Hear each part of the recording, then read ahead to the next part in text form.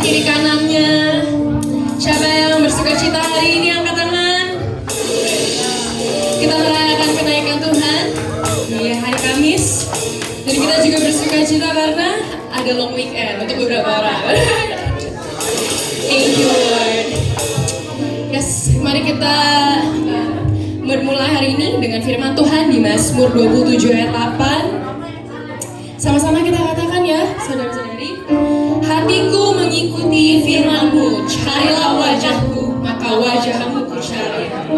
Di dunia ini kita ingin mencari Tuhan seterusnya, amin. Dia berikan kita tujuan sebelum Dia naik juga. Dia memberikan kita Roh Kudus, Dia menguasai kita. Dan Dia berikan kita kuasa untuk supaya kita bisa melanjutkan tujuannya di dalam hidup kita, amin. Amin. Mari kita berdoa. Tuhan, terima kasih buat hari ini. Anugerah-Mu yang berlimpah, berkat-Mu Tuhan, tiada habisnya kasih-Mu bagi kita Tuhan. Biarkan kami memuji Engkau, memuliakan Engkau hari ini, meninggikan Engkau di atas segala yang akan hanya Engkau Tuhan yang layak dipuji. Terima kasih Tuhan, dalam nama Yesus. Yang percaya katakan amin. Mari kita nyanyikan Ku Berbahagia. Ku berbahagia, yakin teguh, katakan Yesus abadi. Yesus abadi, kepunyaanku. Yes Lord, we are your children. Aku warisnya. Siapa yang percaya kita telah ditebus? Ku ditebus, ciptaan baru, Roh Kudus. Mari kita tepuk tangan kita hari ini, kita bersuka cita di dalamnya. Yes Lord.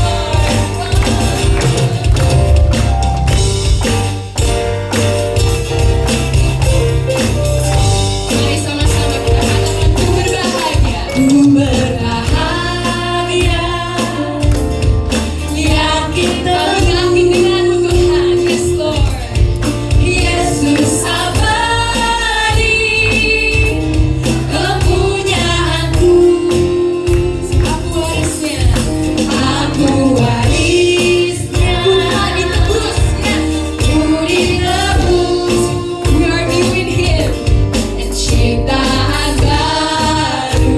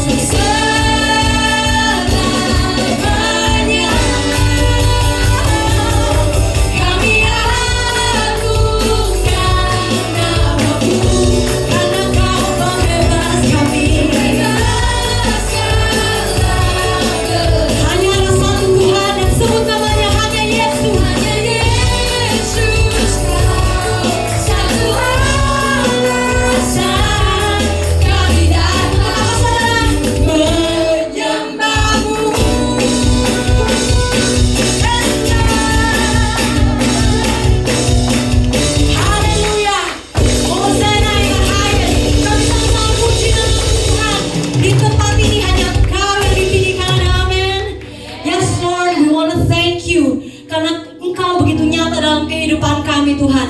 Kalau kami boleh berada di sini, berdiri di sini, datang untuk menyembah-Mu. Despite our problems, tidak peduli masalah kita Tuhan, situasi kita, rahmat-Mu dan anugerah-Mu memampukan kami untuk berdiri di sini Tuhan. Tuhan, kami mau benar-benar mengucap syukur karena kehidupan yang sudah Engkau berikan. We are here to worship You. We are here to serve You. Kami datang untuk melayani Engkau Tuhan. Biar ini keluar dari hati kami. Biar ini menjadi sesuatu yang tulus Tuhan. That we long to worship You Lord.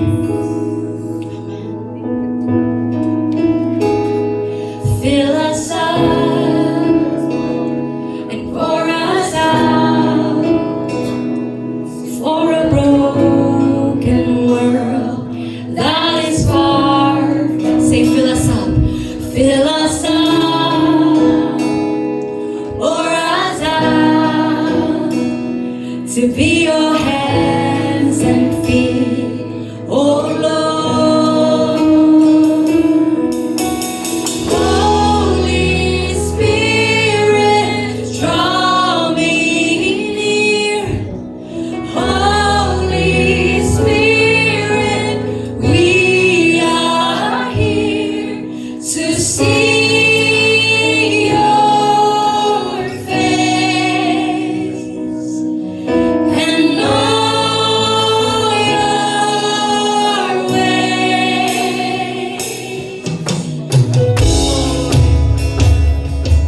Kami mau dekat dengan hati-Mu Tuhan.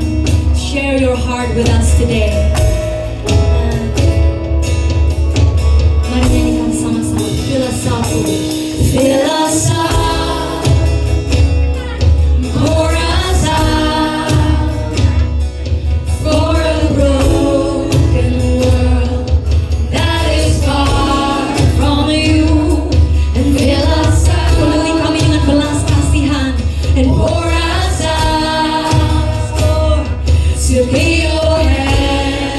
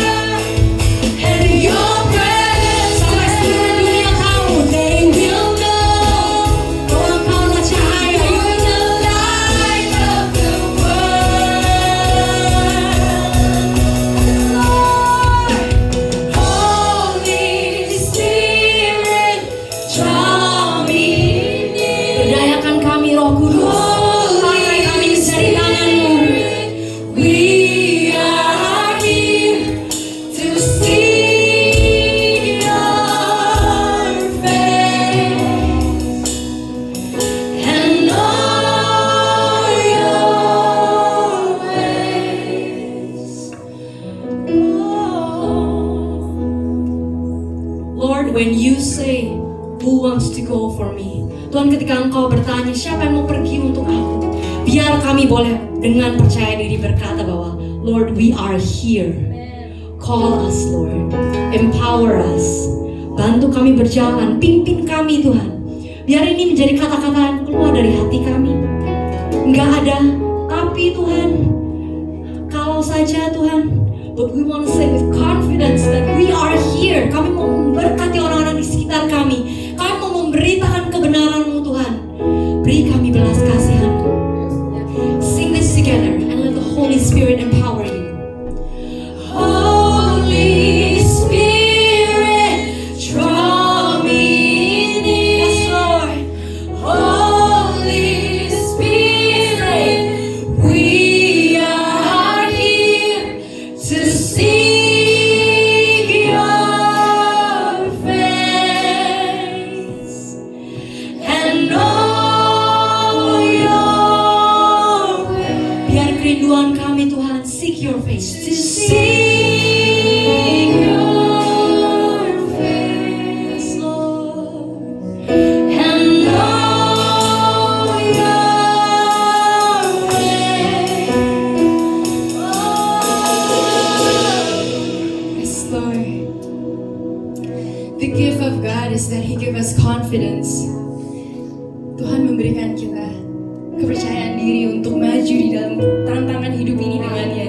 To walk with Him. Yes. We are not alone to do His purpose in our life. Kita tidak sendiri untuk melakukan tujuannya di dalam hidup kita. We have God and He will do great things through us.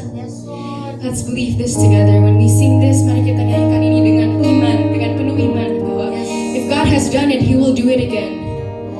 If God has done it, He will use us. And He wants to use us. So God, as we pray today, we long to seek You. We long to worship You, Lord. We long to look for You. Every step of our ways, Lord, may You be the one to guide us, Lord. Hold us, Lord. Yes, Lord.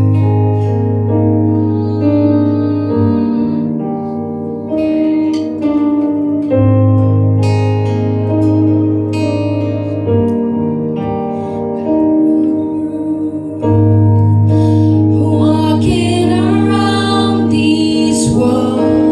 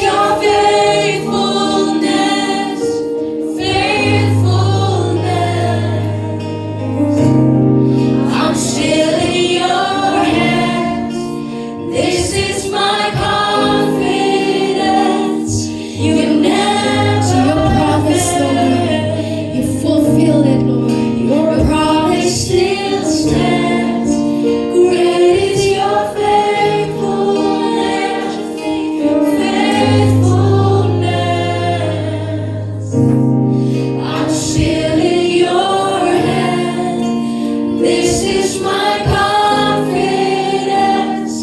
You never fail me yet. You never fail me yet, because the Lord never fails.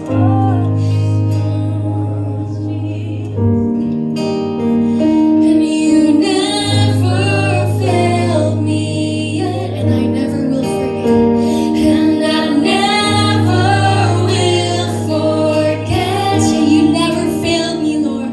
You never failed me yet.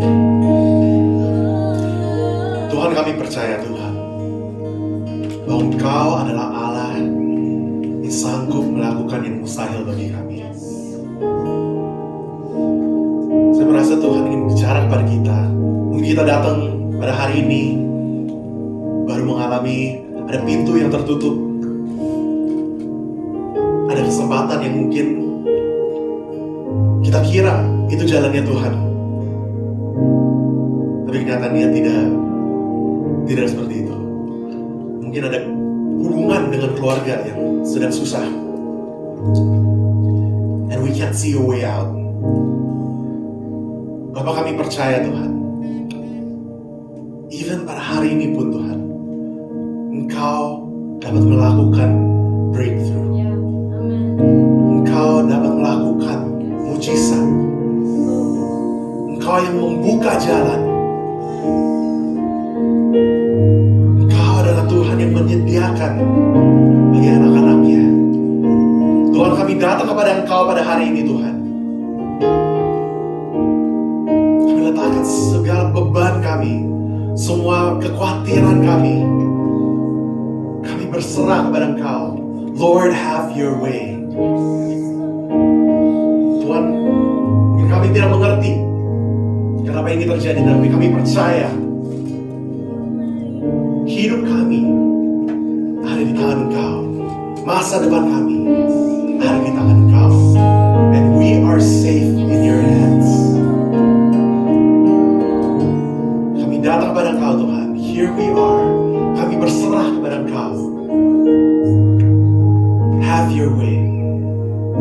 Bukalah hati kami Tuhan. Let us hear your voice. Ajarlah kami untuk mendengar suara-Mu Tuhan. Kami tahu dan kami percaya, in you all things will work out for good. Kami percaya Tuhan, all things work together for good, bagi yang percaya dan bagi yang mengasihi Engkau. Kami datang sebagai anak-anak-Mu Tuhan. Kami berserah kepada Engkau Tuhan. Kehendak-Mu terjadi di dalam hidup kami, di dalam keluarga kami, di dalam karir kami, di dalam kuliah kami. Kehendak-Mu terjadi. Terima kasih Tuhan. Inilah doa kami Tuhan. Kami percaya Engkau mendengar seruan kami Tuhan. Terima kasih Tuhan, kami mengucap syukur. Semua yang percaya katakan amin.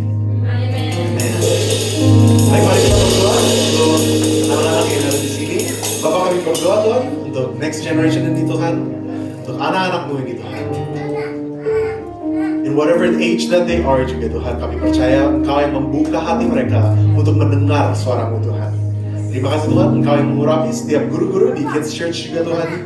Dan kami percaya Tuhan that they will grow up to be great men and women of God. Terima kasih Tuhan, berkati mereka di dalam nama Tuhan Yesus. Amen. Baik, selamat hari Minggu Bapak Ibu Saudara. Silakan berikan salam pada kiri kanan saudara.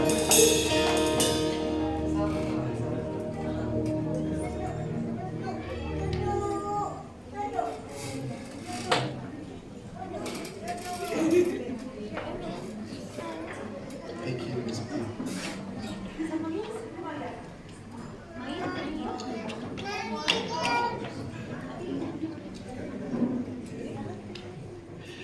Baik, selamat datang kembali, selamat hari Minggu. Selamat datang kembali di ibadah Every Nation Serpong, di mana kita percaya kita ada untuk menghormati Allah dan menjadikan murid. Saudara, kita memasuki bulan Juni, which means kita sudah officially halfway through the year. 2025 sudah setengah jalan. Bagi yang menyiapkan diri untuk ujian akhir semester, yang kuliah di sini, God bless you. Dan bagi yang menyiapkan diri untuk liburan, puji Tuhan akhirnya bisa istirahat ya. Dan bagi yang akan stay di Tangerang selama musim libur ini, kita di Every Nation Sermon kita nggak kemana-mana, jadi so come fellowship with us. Baik, kita memasuki minggu terakhir di series New Gen, di mana kita melihat bagaimana kita berinteraksi dengan generasi muda, dengan generasi penerus, the next generation. Saya membuka dengan pertanyaan ini. Recap dulu. Di minggu pertama, Pastor Agus membagikan bagaimana Raja Saul memperlengkapi Daud sebelum Daud menjadi raja. Daud masih anak muda dan Raja Saul memperlengkapi Daud untuk berperang. Dan walaupun Daud tidak menggunakan perlengkapan dari Saul, dia tetap menghormati rajanya, dia menghormati otoritasnya. Dan minggu lalu kita juga melihat bagaimana Nabi Nathan menegur Raja Daud, speaking the truth in love. Dan Daud merendahkan hatinya untuk mendengar dan menerima teguran dan mengaku dosanya dan berpaling kembali kepada Tuhan. Dan hari ini kita akan melihat bagaimana Raja Daud mentransisikan kerajaan Israel kepada anaknya yang bernama Salomo. Saya memberikan judul ini Preparing the Next Gen. Bagaimana kita mempersiapkan generasi baru. Dan saya membuka dengan pertanyaan ini, saudara. Bagaimana kita mempersiapkan generasi penerus kita? How do we prepare our next generation? Setiap dari kita mempunyai next generation. Setiap dari kita maupun kita masih muda, kita selalu ada next generation. Bagi yang orang tua, mungkin next generation kita, new generation kita adalah anak-anak kita. Bagi yang punya adik, mungkin adik kita adalah new generation kita. Bagi yang kuliah, mungkin junior kita adalah next generation kita. Dan bagi yang bekerja di kantor, mungkin ada intern baru, ada yang anak lagi magang, mungkin mereka menjadi next generation-nya kita. Jadi bagaimana kita bisa mempersiapkan generasi penerus ini? How do we prepare our next generation untuk kehidupan ini? Ini adalah gambar, saudara. Gambar lomba relay. Dan di gambar yang samping itu ada saya. Ini proof bahwa saya pernah lari relay. Tapi sejak itu tahun berapa itu? 2008. Berapa tahun yang lalu? 17 tahun yang lalu. Saya sudah nggak pernah lari lagi sejak itu. Masih kurus, masih bocil gitu ya. Ada cerita tentang atlet yang sangat fit, yang sangat kuat dan sangat kompetitif. Dan atlet ini sering banget dia menang lomba-lomba antar sekolah. Nah, pelatih atlet tersebut ini mengatakan kita akan mengadakan mock race, kita akan mengadakan lomba iseng-iseng aja gitu. Dan atlet tersebut melomba dengan adiknya sendiri. Mereka melakukan 100 meter dash dan semuanya kaget, semuanya terkagum karena adiknya yang menang. Atlet tersebut merasa bahwa wah, gak bisa kayak gini. Lomba yang berikutnya saya akan menang itu. Dan lomba berikutnya ada relay. Dan atlet ini sudah fokus, sudah sangat marah gitu. Dia ingin membuktikan kepada teman-temannya, salah, adik saya gak lebih jago dari saya. Dan saat sewaktu ready, set, go, dia lari dengan kencang, melewati semua teman-temannya. Dan dia yang pertama untuk lari dan yang pertama untuk cross gitu. Tapi ada satu hal yang dia melupakan. Dia melupakan untuk membawa batonnya.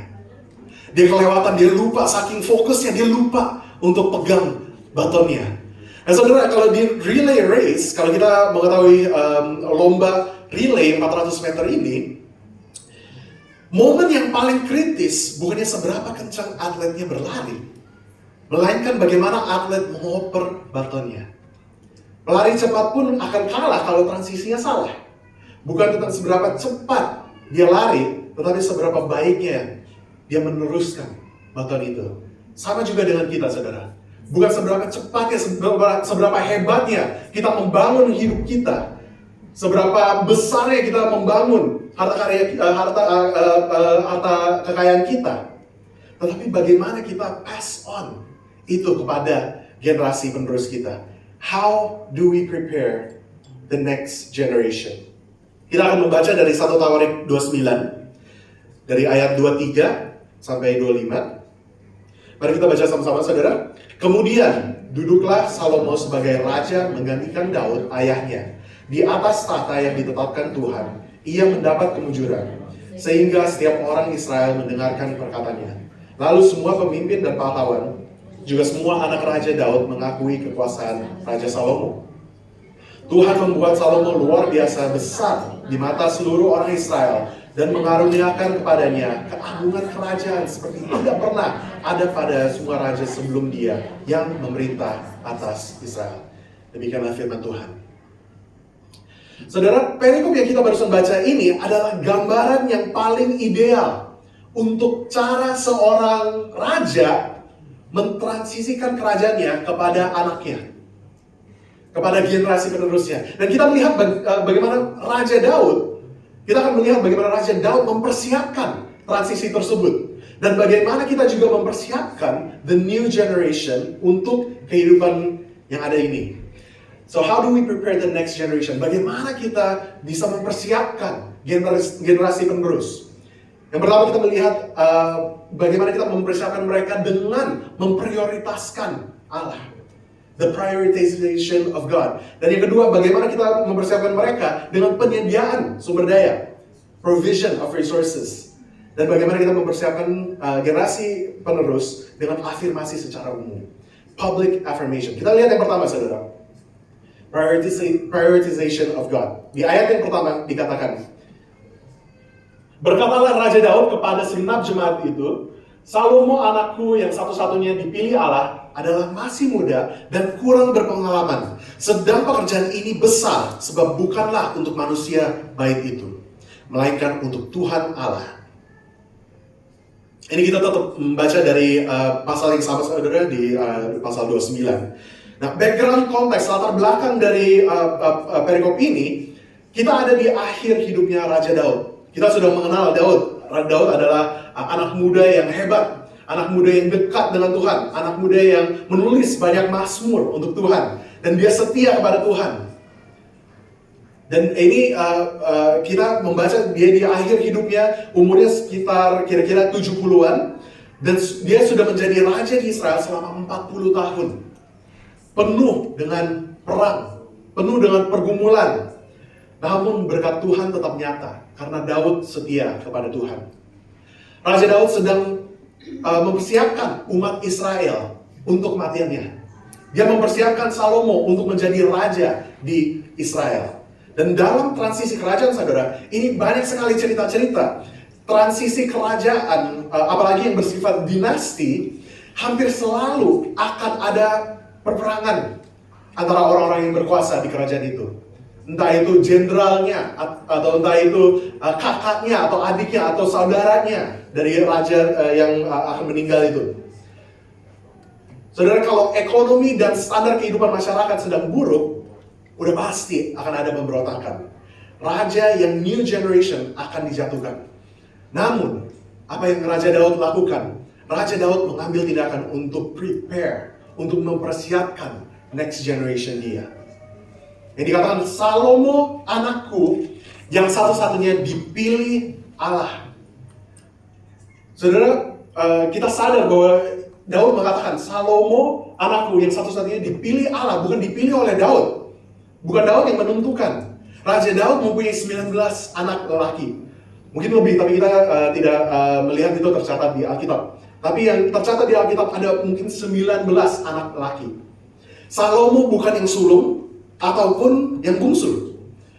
Salomo juga bukan anak kesayangannya Daud. Anak kesayangannya Daud namanya Absalom, dan dia waktu itu memberontak dan dia dibunuh oleh tentaranya Daud.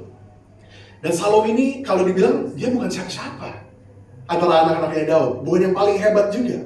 Tetapi Salomo menjadi raja hanya karena Tuhan yang menentukannya, karena Tuhan yang memilihnya, dan Daud turut kepada Tuhan. Seterusnya dikatakan bahwa pekerjaan ini besar, sebab bukanlah untuk manusia baik itu, melainkan untuk Tuhan Allah. Ini persiapan Salomo menjadi raja bukan berputar pada kekuasaan.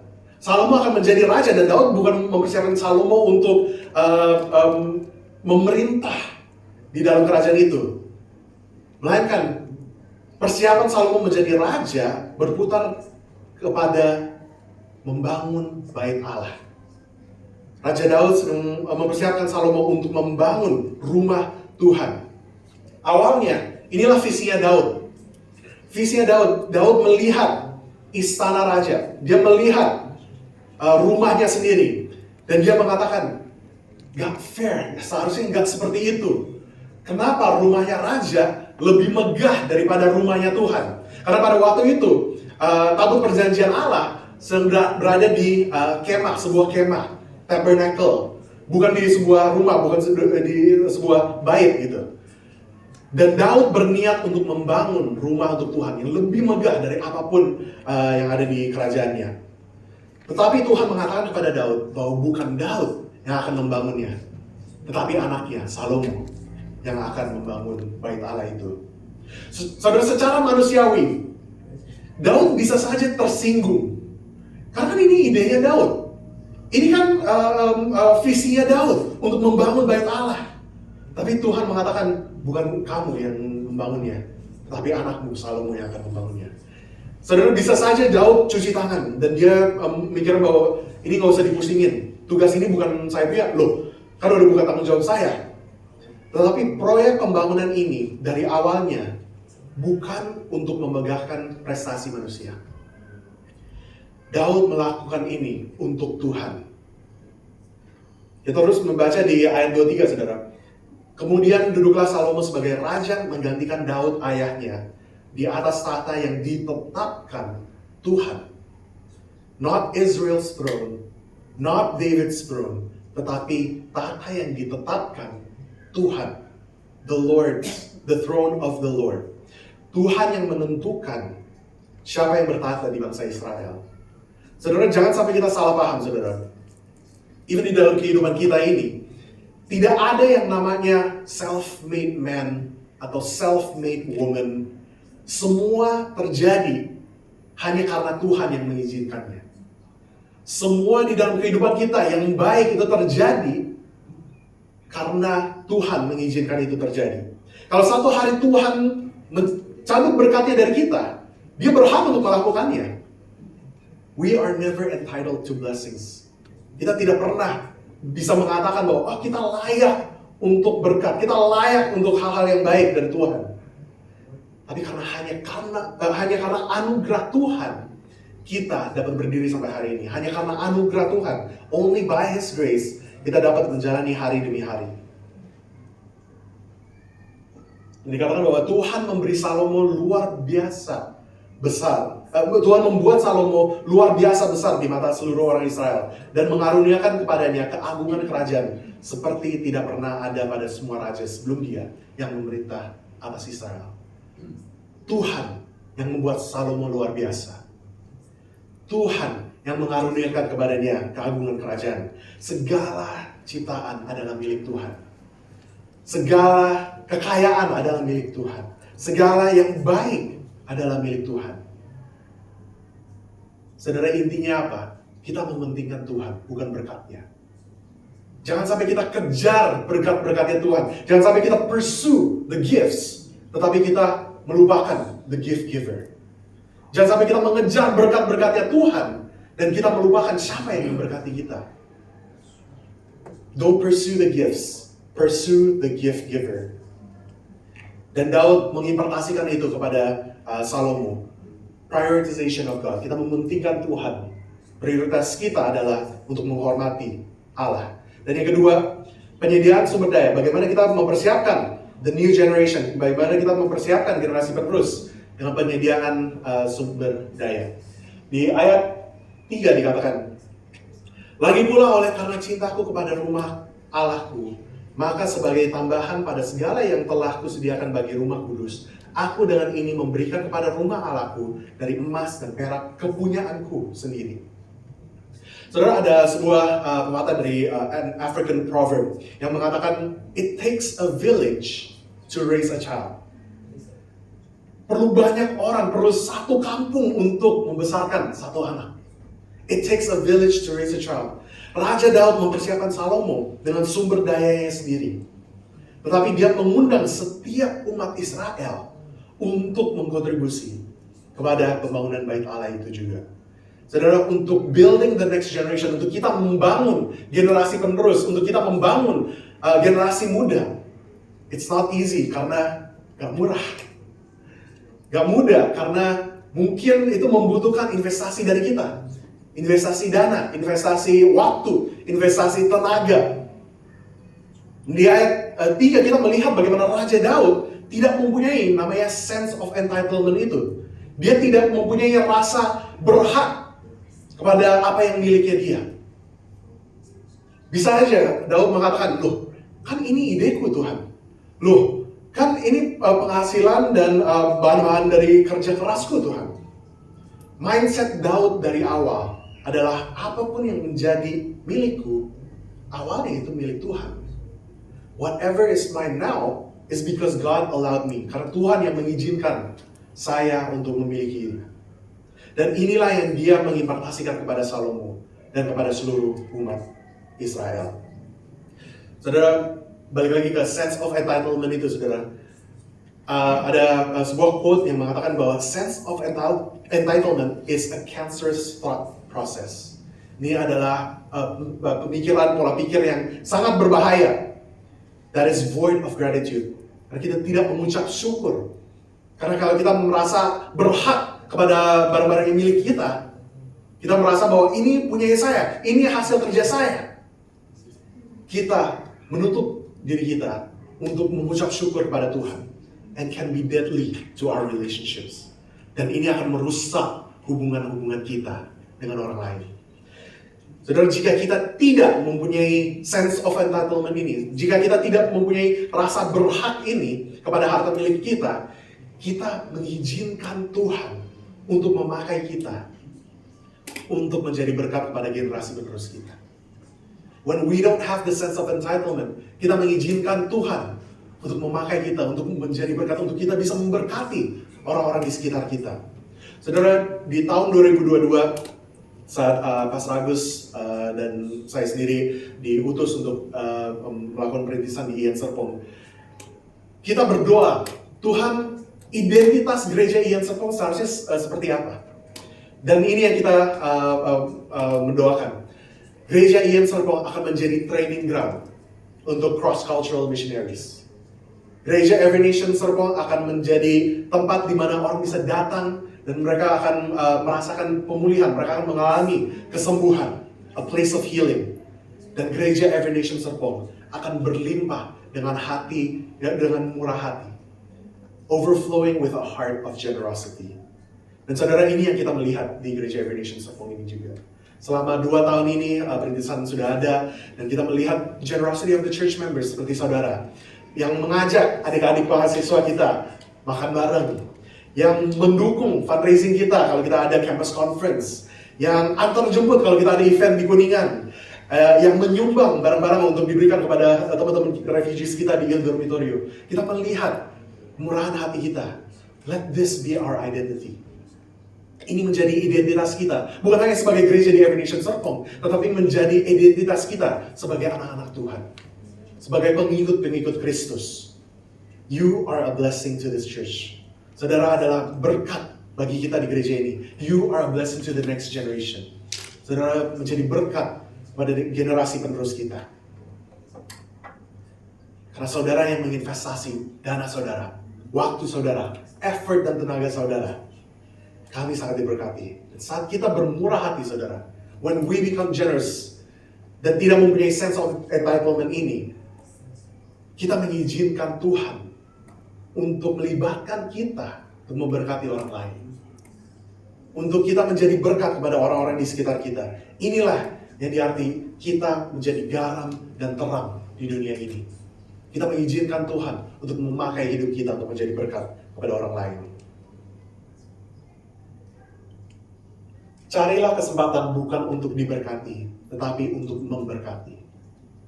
Find opportunities not to be blessed, but to be a blessing.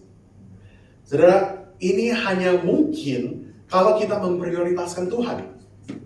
Kalau kita sungguh-sungguh percaya bahwa Tuhan adalah yang pertama, yang prioritas dalam hidup kita, berarti kita mengizinkan Tuhan untuk mengatur hidup kita, untuk mengatur apapun yang milik kita, untuk mengatur apapun yang berhubungan dengan kita.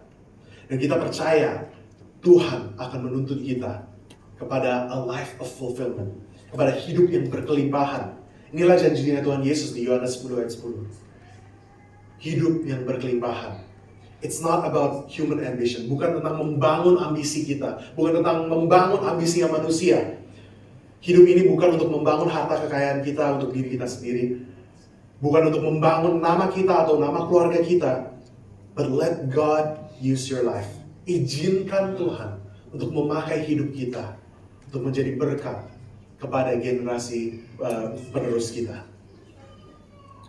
Saudara, di ayat 9 dikatakan, bangsa itu setelah mereka memberi kepada bait Allah, mereka sudah memberi kontribusi mereka.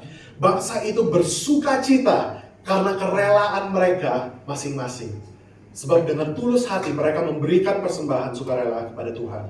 Juga Raja Daud sangat bersuka cita. Saudara, inilah mindset yang kalau dibilang counterintuitive, yang melawan arusnya yang sebenarnya terjadi. Kalau di dunia kita memberi sesuatu, berarti apa yang milik kita berkurang. Kita memberi lebih sedikit. Kalau logikanya seperti itu, the more we give, lebih banyak kita memberinya, berarti punya kita lebih berkurang. Milik kita lebih berkurang. Tapi di dalam kerajaan Tuhan, kalau kita memberi, kita juga menerima. Prinsip tabur dan tuai. Raja Daud memberi kepada bait Allah. Umat Israel memberi juga kepada Allah. Just for fun, saudara, saya minta ChatGPT untuk membuat tabel.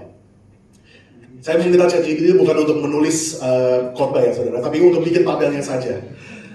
Dan saya menanya ChatGPT, kalau dikonversi pemberiannya orang-orang Israel, Raja Daud dan orang Israel, kalau dikonversi kepada mata uang kita sekarang ini, seberapa besarnya pemberian mereka itu? Dan kalau dilihat, saudara, pemberiannya orang Israel kepada bait Allah itu 19,6 miliar USD, yaitu 314 triliun rupiah. Untuk perspektif, saudara, Marina Bay Sands Singapore itu adalah bangunan yang paling mahal di Asia Tenggara. Itu 5,5 miliar USD. Untuk bait Allah 19,6 miliar, lebih dari 3 kali lebih mahal bait Allah itu. Yang seharusnya mereka sedih, saudara. Seharusnya mereka sedih karena mereka memberikan harta milik mereka kan berkurang. Malahan mereka bersuka cita. Mereka bersuka cita karena mereka memberi dengan sukarela. Why? Mengapa mereka bersuka cita? Alasannya ini, saudara. Because they were not worried. Karena mereka tidak khawatir. Alasannya menarik ya, saudara. Jadi kalau kita lihat di ayat 14, sebab siapakah aku ini? Ini doanya Daud kepada Tuhan di depan bangsa Israel. Sebab siapakah aku ini dan siapakah bangsaku sehingga kami mampu memberikan persembahan sukarela seperti ini? Sebab daripada mula segala-galanya dan dari tanganmu sendirilah persembahan yang kami berikan kepadamu. Mindset Raja Daud dan mindset orang Israel adalah kalau Tuhan bisa memberkati kita di masa lalu, masa sih Tuhan gak bisa memberkati kita di masa kini dan di masa depan? Kalau Tuhan sudah menjaga kita di masa lalu kita, kalau Tuhan sudah memberkati kita di zaman dahulu, masa sih Tuhan tidak bisa menjaga kita sekarang ini dan di masa depan? We have nothing to lose but all to gain. Kalau kita memberi kepada Tuhan, kalau kita memberi kepada pembangunan next generation kita, kepada Tuhan, di dalam Tuhan, we have nothing to lose but all to gain. Kalau kita percaya Tuhan yang memiliki segalanya, saudara, dan percaya bahwa kita adalah anak-anaknya Tuhan, kita tidak perlu khawatir. Karena Bapa kita di surga akan memberi yang terbaik untuk kita. Ada amin, saudara? Siapa yang menikmati berkat dari kemurahan hati kita? Who is blessed? Who reaps the blessings of our generosity? Future generations. Generasi-generasi di masa depan. Saudara, kita mengenal bait Allah bukan sebagai bait yang dibangun oleh Daud. Kita mengenal bait Allah sebagai Solomon's Temple. Menjadi 7 wonders of the ancient world. Yang membangun Salomo, tetapi sumber dayanya dari Daud dan umat Israel di generasi sebelumnya. Saudara, mungkin Raja Daud dan orang-orang yang sepantaran dengan Daud itu, mereka memberi, tetapi mereka tahu mereka tidak akan melihat hasilnya. Mereka tidak akan menuai hasil pemberian mereka di kehidupan mereka. Tapi mereka memberi dengan sukarela, dengan sukacita untuk melihat generasi penerus mereka berhasil. Kemurahan hati kita akan memberkati generasi penerus kita. Future generations will be blessed. Dan yang ketiga, afirmasi secara umum. Public affirmation. Kita balik ke ayat 1, saudara.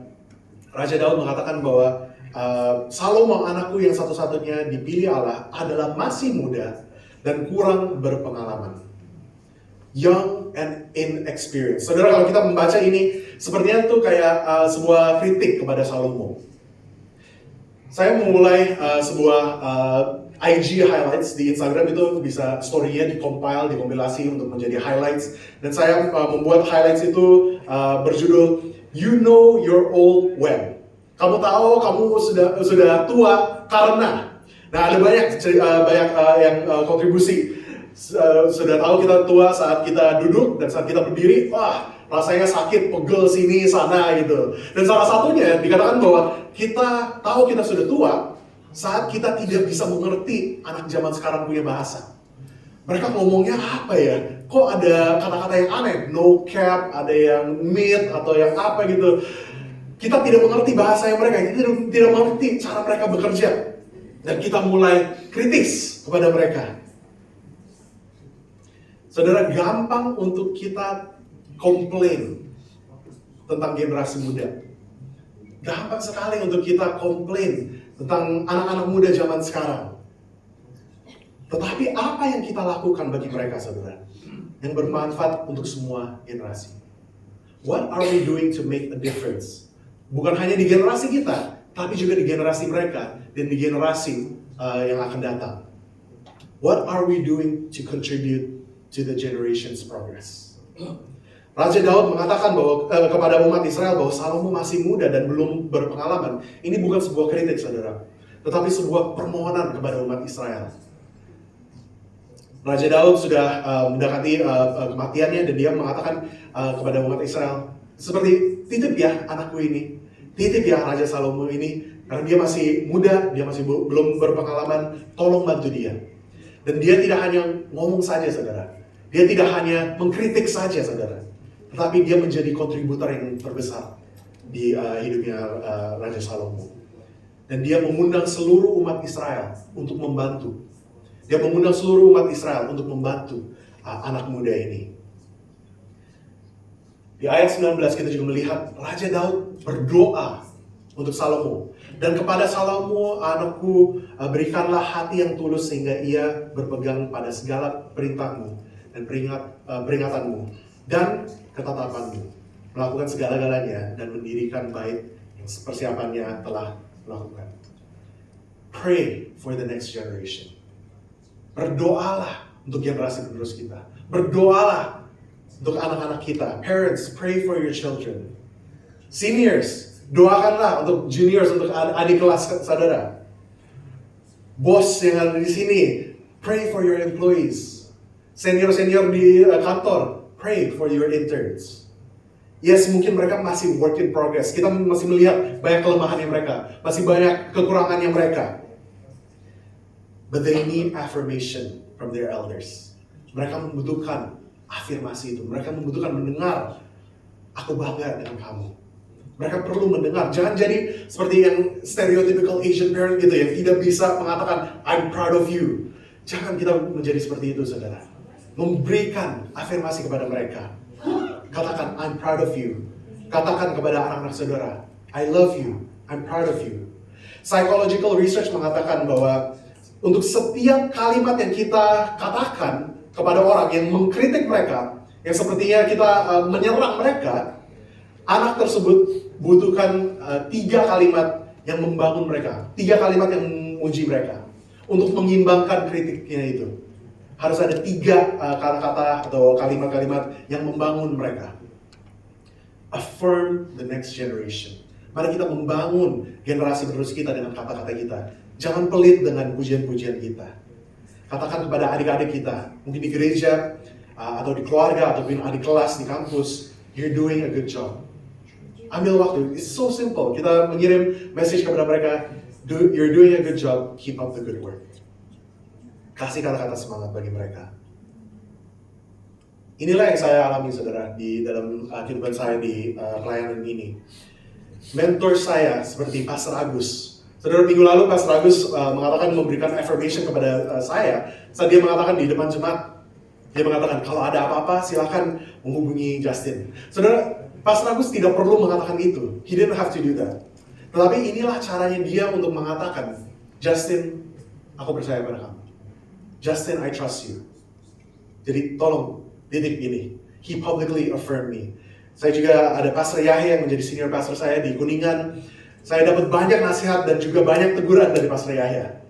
Tapi beliau selalu menjadi salah satu orang yang pertama untuk selamatin saya. Kalau ada milestone, kalau ada achievement, dia yang pertama WA, dia yang pertama telepon, dia yang pertama untuk telepon saya dan mengatakan, Justin, congratulations, Justin, good job.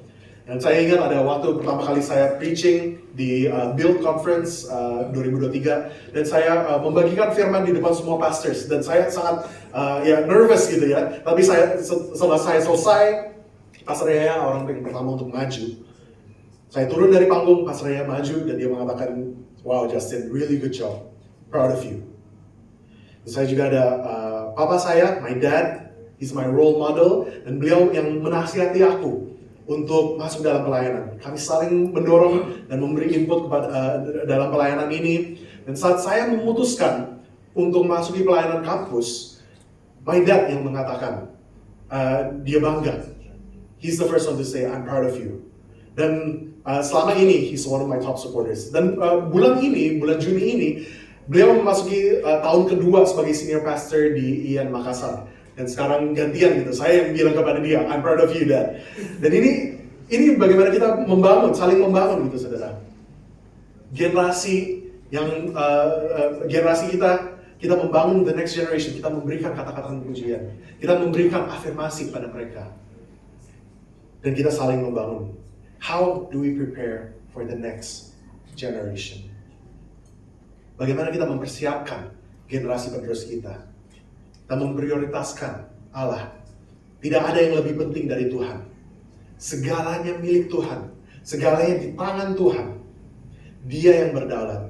Kita hidup untuk melayani Tuhan. Mari kita mengimpartasikan iman ini kepada generasi penerus. Kepada anak-anak muda. Yang kedua, bagaimana kita mempersiapkan generasi penerus dengan provision of resources. Setiap sumber daya yang kita bisa berikan kepada generasi penerus akan menjadi berkat kepada mereka. Bukan hanya berkat kepada kita, bukan hanya berkat kepada mereka, tapi juga kepada masa depan, kepada generasi-generasi yang akan datang. Kita percaya ada multi-generational blessing, saudara. Kita percaya Tuhan yang akan melimpahkan hidup kita dan generasi-generasi setelah kita saat kita bermurah hati.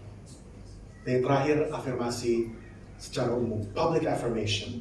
Kita menyatakan kebanggaan kita kepada generasi penerus. Kita mengatakan kepada mereka, I'm proud of you. Kita memberikan mereka kata-kata yang membawa kehidupan. Words that bring life. Bukan hanya mengkritis karakter mereka. Inilah caranya kita mempersiapkan generasi penerus untuk kehidupan ini. Sebagai penutup, saudara, saya ingin membagikan kesaksian saya, bagaimana saya dipanggil untuk menjadi pelayan kampus. Tahun 2015, saya balik ke Indonesia, saya kuliah di Kanada dan saya balik ke Indonesia. Saya hadir di dalam salah satu youth service. Dan saya melihat anak-anak mudanya sangat passionate, sangat bergairah saat pujian dan penyembahan. Dan saya hanya bisa berpikir, wow, I wish seumuran mereka, I wish aku bisa punya yang sama seperti itu. aku bisa punya pengalaman yang sama. Aku bisa semangat seperti mereka saat saya masih muda seperti mereka. Dan di situ saya mendengar suara Tuhan, dan Tuhan mengatakan, you can be that person for them. You can be that mentor for them. Dan sejak itu saya mempunyai beban untuk anak-anak muda di Indonesia. Dan dari tahun 2016 saya melayani the new generation di Every Nation Campus. Dan sekarang saya dapat kesempatan untuk melayani anak-anak muda di Serpong, seperti anak-anak mahasiswa yang ada di sini. Sempat saya berdiskusi dengan istri saya, kalau kita udah gak pelayanan full time di gereja, bagaimana ya? And we come up with the same conclusion. Kalaupun saya sudah tidak full time pelayanan di kampus, saya tetap akan melayani anak-anak muda yang menjadi generasi penerus kita. Kalaupun saya sudah terlalu tua mungkin untuk melayani di kampus, untuk melayani anak-anak muda, saya tetap akan mengambil bagian untuk membangkitkan generasi muda kita di bangsa ini. Saudara, saya menceritakan ini, saya membagikan ini kepada saudara bukan untuk membanggakan diri saudara. Saya mengatakan ini untuk mengatakan there is so much work left to do. Pekerjaannya masih besar sekali saudara. Masih ada banyak anak-anak muda di Serpong yang perlu mendengarkan berita Injil. Masih ada banyak mahasiswa yang perlu dimuridkan. Masih ada banyak anak-anak muda di Indonesia yang perlu merasakan bahwa ada orang-orang yang menghargai mereka, yang bangga dengan mereka. Masih ada banyak anak-anak muda di dunia ini yang belum pernah mendengar kata-kata I'm proud of you. You're doing a good job. Banyak anak-anak muda yang belum pernah mendengar tentang kasih Kristus. Banyak anak-anak muda yang belum pernah mendengar bahwa Tuhan peduli. Banyak yang masih terhilang saudara, dan sedang mencari tujuan hidup mereka. Banyak yang belum mendengar dan belum mengenal Kristus. Saudara, saya menceritakan ini, saya membagikan ini untuk mengundang saudara. Apakah saudara ingin mengambil bagian untuk membangun dan mempersiapkan new generation kita di bangsa ini? Will you play your part in building the new generation? Apakah kita ingin melihat generasi muda bangkit untuk Tuhan? Saudara, kita ada di tengah spiritual revival. Saya pagi ini sedang saling berbagi dengan Jojo, dan kita bahas bagaimana Tuhan sedang bekerja di masa ini. Ada news story di UK, di Inggris, yang mengatakan bahwa there's an influx of Generation Z, of Gen Zs, yang mereka sedang mencari Tuhan dan mereka balik ke gereja. Di Amerika, mereka sedang mengalami spiritual revival juga. Mulai dari yang Asbury Revival itu, dan sampai sekarang masih ada banyak anak-anak muda yang sedang mencari tujuan hidup mereka, yang sedang mencari Tuhan. Saya percaya ada banyak juga anak-anak muda di Indonesia. Ada banyak anak muda di Serpong, ada banyak anak muda di UMN, di Pradita, di Matana, yang sedang mencari, yang sedang merindukan kasih Kristus dalam kehidupan mereka. Saudara, apakah kita di Every Nation Serpong ingin mengambil bagian kita untuk membangun generasi penerus kita? Mari kita berdoa. Bapa, kami mengucap syukur Tuhan, apa yang Engkau sedang melakukan di kota kami, di bangsa kami, dan juga di gereja ini, saudara. Tuhan, kami berdoa Tuhan, Engkau yang membuka hati kami Tuhan. Here we are Lord, kami berada di sini Tuhan. Utuslah kami Tuhan. Use us Lord to be a blessing. Pakailah hidup kami Tuhan untuk menjadi berkat kepada generasi penerus kita, kepada the new generation ini Tuhan. Ajarlah kami Tuhan Berikan kami kata-kata yang tepat. Berikan kami hikmat. Berikan kami kesempatan-kesempatan untuk menjangkau anak-anak muda ini, Tuhan. Tuhan, kami rindu untuk melihat anak-anak muda hadir di gereja ini. Kami rindu untuk melihat anak-anak muda dimuridkan. Kami rindu untuk melihat anak-anak muda untuk bangkit, memimpin, taking ownership of their faith.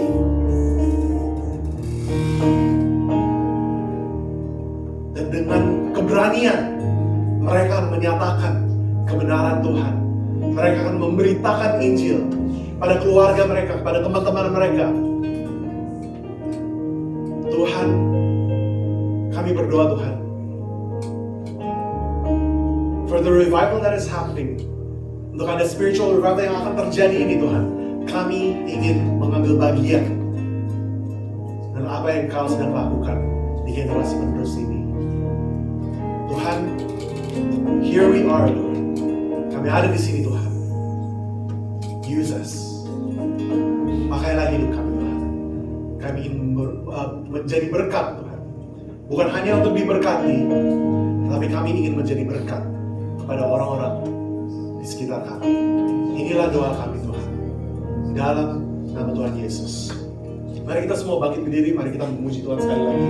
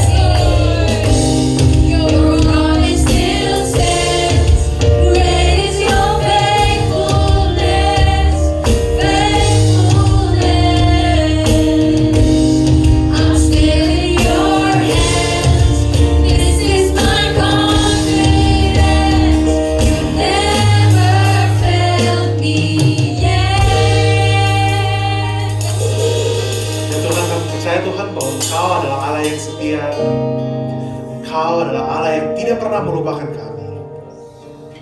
Dalam apapun situasi hidup kami saat ini, Tuhan, dalam apapun pergumulan kami, Tuhan, kami percaya bahwa Engkau setia. Engkau yang menuntun kami, Engkau yang mengajar kami, dan Engkau yang menyertai kami selalu.